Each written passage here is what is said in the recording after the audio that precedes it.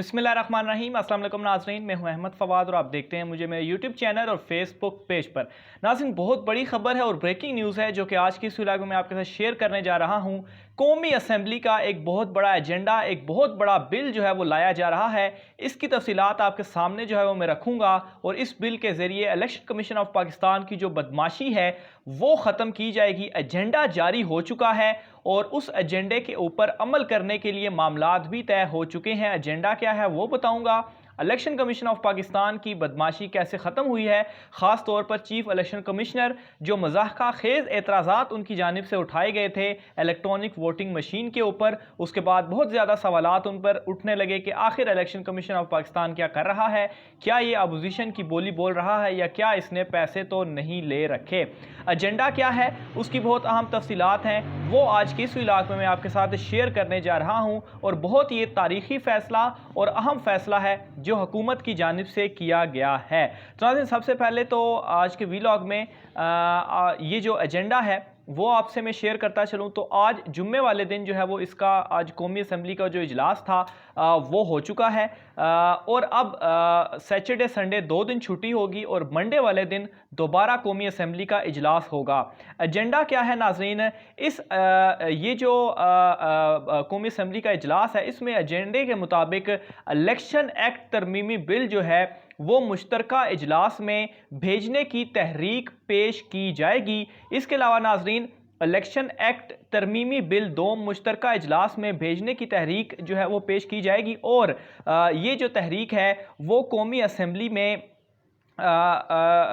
मुशीर पार्लिमानी अमूर बाबर अवान की जानिब से पेश जो है वो की जाएगी। इसके अलावा मज़ीद आपको ये बताऊं कि ये जो तहरीक थी, इस तहरीक के मतन जो है उसके मुताबिक ये कहा गया है कि सेनेट 90 रोज़ में इलेक्शन एक्ट तरमीमी बिल मंजूर नहीं कर सका। ऑब्वियसली पहले ये बिल जो है वो पार्लियामेंट में पेश हुआ था, मंजूर हुआ, लेकिन सेनेट में ये मंजूर नहीं हो सका। अच्छा, इस बिल के 3 अहम जो पॉइंट्स हैं वो भी मैं आपके सामने रखूँगा।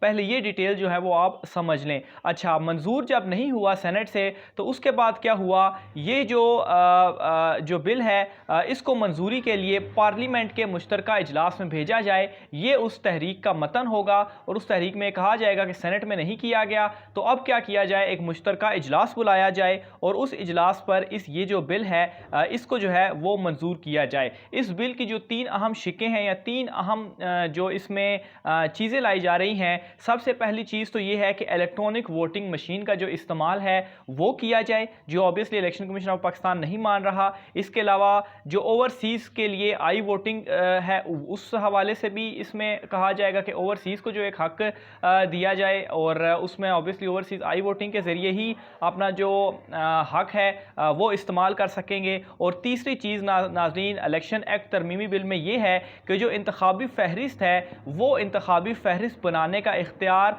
नादरा को दिया जाए। पहले ये इख्तियार ऑब्वियसली उनके पास नहीं था। इंतखाबी फहरिस्त जब इलेक्शन होते हैं तो ऑब्वियसली एक पूरी फहरिस्त बनती है कि किस शख्स का वोट कहाँ पर है या कौन कौन सा शख्स वोट दे सकता है, या इस मरतबा 18 साल से ऊपर कितने जो बच्चे हैं वो हो चुके हैं और वो तमाम अपना वोट का हक जो है वो इस्तेमाल कर सकते हैं। तो ये लिस्टें होती हैं जहाँ पर बाकायदा नाम होता है, आगे शनाख्ती कार्ड और उनका ये इंदराज होता है कि ये शख्स जो है वो किस हल्के में वोट अपना कास्ट जो है वो कर सकता है। तो ये इख्तियार भी नादरा को दिया जाएगा। ये 3 अहम मामलात हैं जो कि उस बिल में मौजूद हैं और इस बिल को मंजूर करवाने के लिए पार्लियामेंट का जो मुश्तरका इजलास है वो जो है वो बुलाया जाएगा और ये उस तहरीक के अंदर मौजूद है। ओबियसली जब वो पार्लियामेंट में पेश की जाएगी तो इस तहरीक को मंजूर किया जाएगा और बिल मुश्तरका इजलास में पेश किया जाएगा। हुआ नाज़रीन आज इस तरह से है कि ये बिल, ये जो एजेंडा था ये जुमेरात वाले दिन जारी हुआ और जुम्मे यानी कि आज के दिन इस एजेंडे पर ये जो थी इसका जो है वो बाकायदा तौर पर अनाउंसमेंट की जानी थी, लेकिन हुआ क्या, आज जो कोरम था यानी कि कौमी असम्बली इजलास में आपकी जो मतलूबा तादाद थी लोगों की वो मौजूद नहीं थी, जिसकी वजह से असम्बली का इजलास आज मुलतवी करना पड़ा।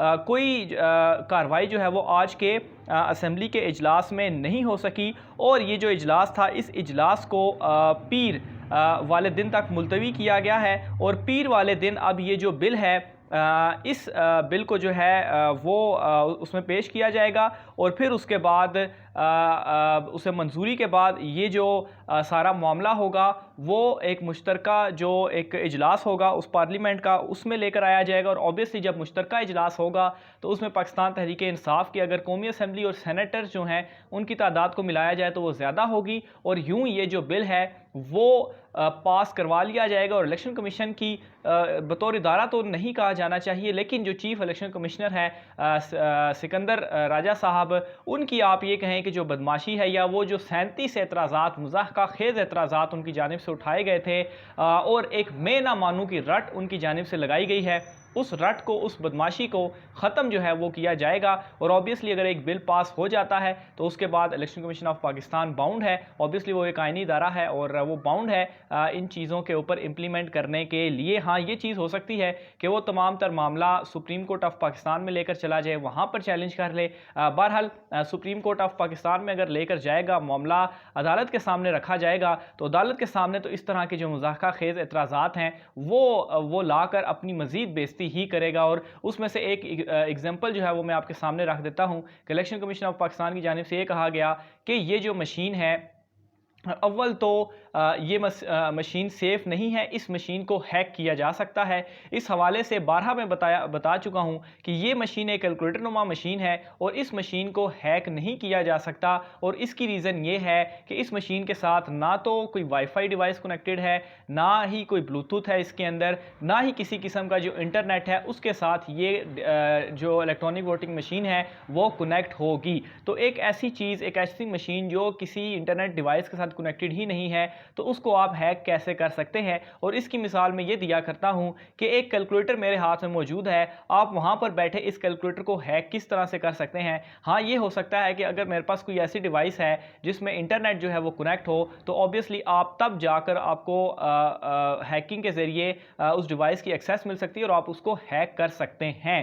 بہرحال یہ ایک مضحکہ خیز اعتراض تھا جو بار بار ہم کہہ رہے ہیں کہ ایسا کچھ بھی نہیں ہے۔ اور دوسری سب سے بڑی چیز وہ یہ کہتے ہیں کہ خواتین کا ٹرن آؤٹ بڑھانے میں یہ مشین کس طرح سے مدد کرے گی۔ تو ناظرین، یہ مشین کا کام نہیں ہے کہ وہ خواتین کو گھروں سے اٹھا کر لائے اور کہے کہ آپ آ کر ووٹ جو ہے وہ کاسٹ کریں۔ اوبیسلی مشین کس طرح سے، مشین نے کوئی خواتین کے پاس جا کر تبلیغ تو نہیں کرنی کہ آپ آ کر ووٹ جو ہیں وہ ڈالیں، خواتین نے خود ہی آنا ہے، مشین تو اپنی جگہ پر پڑی ہوگی اور جو اس کا کام ہے وہ اپنا کرے گی۔ بہرحال ناظرین، یہ ایجنڈا آ چکا ہے اور پیر والے دن یہ پیش بھی کیا جائے گا اور اس کے بعد مشترکہ اجلاس کے بعد اس بل کو منظور بھی کر لیا جائے گا۔ یہ بہت جو ہے وہ انتظار کیا جا رہا تھا کہ آخر اس بل کا کیا ہوگا۔ بہرحال یہ الیکٹرانک ووٹنگ مشین والا معاملہ اور دوسرا یہ جو اوورسیز ووٹنگ والا اور باقی جو معاملات ہیں وہ جو ہے وہ اب حل ہو جائیں گے۔ بہرحال اس حوالے سے مزید جو بھی تفصیلات ہوتی ہیں وہ بھی آپ ناظرین کے ساتھ شیئر کرتے رہیں گے۔ اپنی رائے کا اظہار کمنٹ باکس میں لازمی کیجیے گا۔ آج کے ویڈیو سے اتنا ہی، مجھے اجازت دیجیے،